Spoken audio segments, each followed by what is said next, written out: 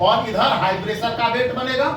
तो भारत जो रहता है 6 महीना दक्षिणी पश्चिमी मानसून के अंतर्गत और 6 महीना उत्तरी पूर्वी मानसून।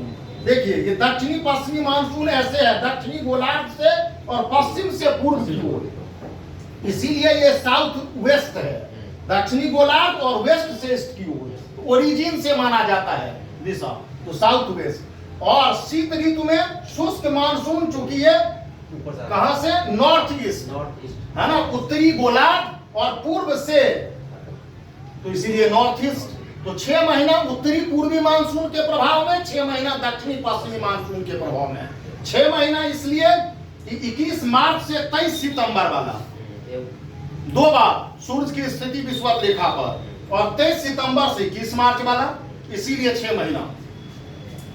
अब इधर अगर देखेंगे तो 2 विपरीत स्वभाव की वायु राशियों के सम्मिलन से समशीतोष्ण कटिबंधीय चक्रवात का निर्माण होता है, और इसका निर्माण भूमध्य सागर के आसपास होता है। कहां होता है?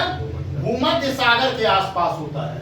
तो भूमध्य सागर के आसपास पछुआ पवन और ध्रुवीय पवनों के सम्मिलन से जो समशीतोष्ण कटिबंधीय चक्रवात बनते हैं, और भूमध्य सागर की स्थिति अगर लेंगे तो ये इधर है,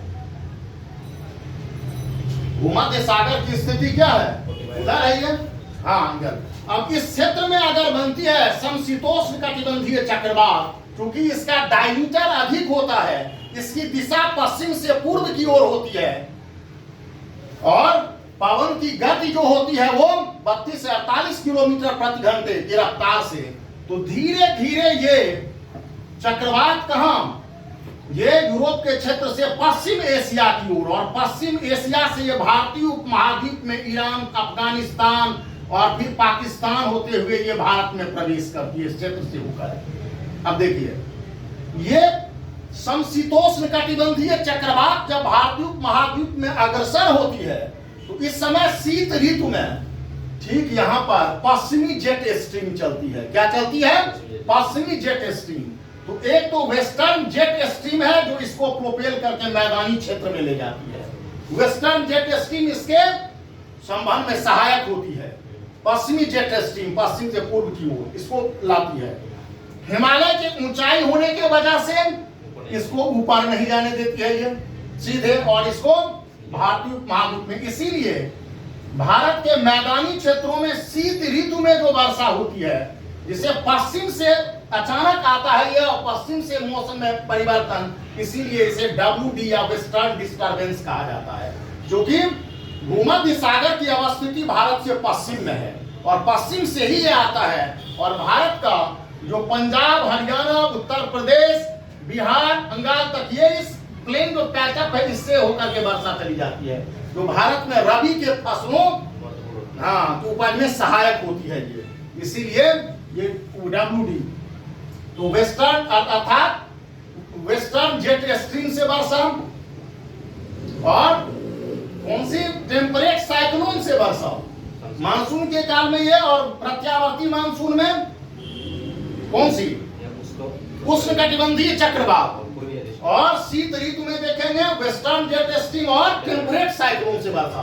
तो भारत में दोनों जेट स्ट्रीम से और दोनों साइक्लोन से वर्षा होती है, दोनों जेट स्ट्रीम से, दोनों साइक्लोन से वर्षा होती है।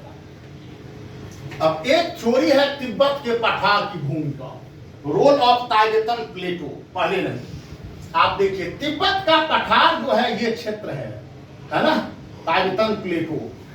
तिब्बत को संसार का छत भी कहा जाता है, तिब्बत को संसार का छत। एवरेज हाइट जो है इसका 6 किलोमीटर है तिब्बत के पठार का। क्या इसका हाइट 6 किलोमीटर है।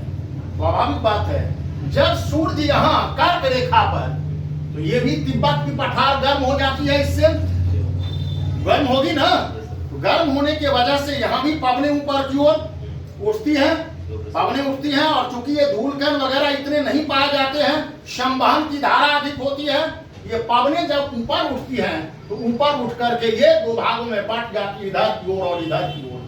ऊपर चढ़ करके ये पवनें क्या हो जाती है, चूंकि जेट स्ट्रीम 9 से 13 किलोमीटर की ऊंचाई पर चलने वाली, और इसकी हाइट ही 6 किलोमीटर है, तो ये जेट स्ट्रीम को और प्रबल बना देती है। पूर्वी जेट स्ट्रीम को उसी धारा में वहां पर में मिल जाती है ये पावर।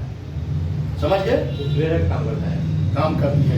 तो इससे तिब्बत के पठार की भूमिका गर्म होना, गर्म होकर के ऊपर वायु का ऊर्ध्व संचरण होना, वर्टिकल मूवमेंट, और फिर ये अटेनिंग आफ्टर सम हाइट क्या हो जाती है ये, तो पूर्वी जेट स्ट्रीम को प्रबल बना देती है। तो इसकी भी भूमिका, और एक पवन नीचे उतर जाती है अफ्रीका के मेस्कर हिल्स के तट पर ले चली जाती है। फिर नई व्याख्या, अब ऐसी स्थिति रहती तो हर बार मानसून नॉर्मल होनी चाहिए, लेकिन 1990 के दशक में अल नीनो की खोज हुई। अल नीनो और सदर्न ऑसिलेशन दोनों को अलग, मतलब एक ही साथ ये घटना है। कई लोग इसे सदर्न ऑसिलेशन का नाम देते हैं और कैसे केवल अल नीनो, लेकिन अल नीनो है तो इसके साथ ला नीना भी जुड़ी हुई है। दरअसल ये प्रशांत महासागर के क्षेत्र की घटना है जो पेरियोडिक आता है। 2-3 साल, 4 साल, 5 साल पर में ये घटना 5 साल पर में होती है। इसका कारण क्या है? इसका कारण यह है मानसून को प्रभावित करने में कि मानसून के लिए हम लोगों ने क्या देखा कि अगर उत्तर भारत में लो प्रेशर का बेल्ट है, इधर दक्षिण में क्या चाहिए, हाई प्रेशर का बेल्ट चाहिए, तभी ये हाई प्रेशर से लो प्रेशर की ओर हवाएं चलेंगी। अगर मान लिया इन्हीं क्षेत्र में लो प्रेशर हो जाए या हाई प्रेशर न बने तो फिर मानसून कमजोर हो जाएगा। तो कई बार मानसून की विफलता, ड्राउट, वीक मानसून के होने के पीछे ये लगाया जाता है कि अल नीनो फिनोमेना है, अल नीनो की घटना है। अल नीनो की घटना क्या है? तो वैसे तो ये इसके नीचे है, दक्षिणी गोलार्ध में, थोड़ा सा हम साउथ अमेरिका का ये बनाता हूं। देखिए इससे नीचे है ये। अब इधर आप देखेंगे, इसको हटा दूं क्या? इसको हटा देते हैं।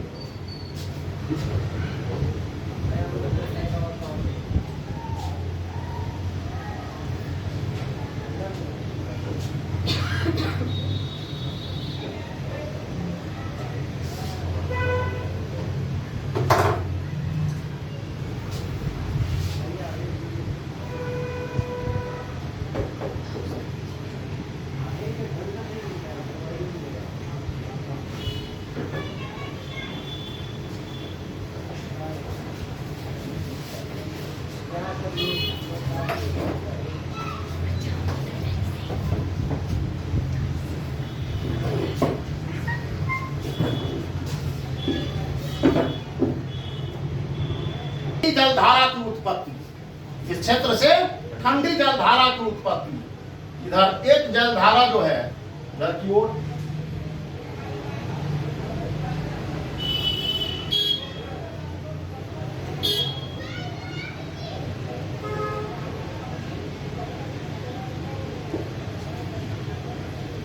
एक जलधारा इधर से इधर की ओर, एक जलधारा फॉकलैंड लैंड से इधर की ओर, और एक जलधारा इधर की ओर। ये ठंडी जलधारा है सारी, है ना? ये क्या है? ठंडी जलधारा है। तो अंटार्कटिक इस क्षेत्र से लैटिन अमेरिका, दक्षिण अमेरिका के इस तट से जो जलधारा जाती है, ये ठंडी जलधारा ऊपर की ओर, इसे कहा जाता है पेरुवियन जलधारा।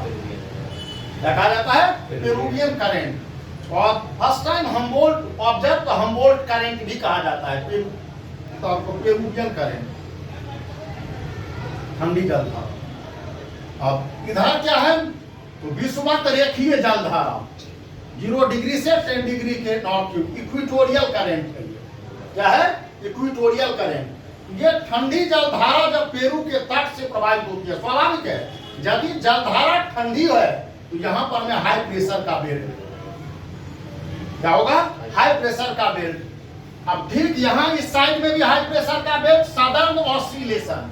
भारत में क्या? लो प्रेशर का बेल्ट, कर्क रेखा के आसपास, यहां मकर रेखा के ठीक स्थिति। अगर यहाँ पेरुवियन जलधारा अगर नॉर्मल स्थिति में है, ठंडी जलधारा है, तो ठंडी जलधारा के प्रभाव में क्या होगा? हाई प्रेशर बेल्ट बनेगा, तो मानसून नॉर्मल रहेगा यहाँ प्रशांत महासागर में। कई बार क्या होता है, और ये क्षेत्र व्यापारिक पवन के प्रभाव में होता है। क्या होता है? व्यापारिक पवन के प्रभाव में। व्यापारिक पवन क्या करती है? ठंडी जलधारा को आगे लेकर के बढ़ाती है। ड्रिफ्ट मतलब पवन भी तो जलधाराओं को आगे प्रोपेल करती है।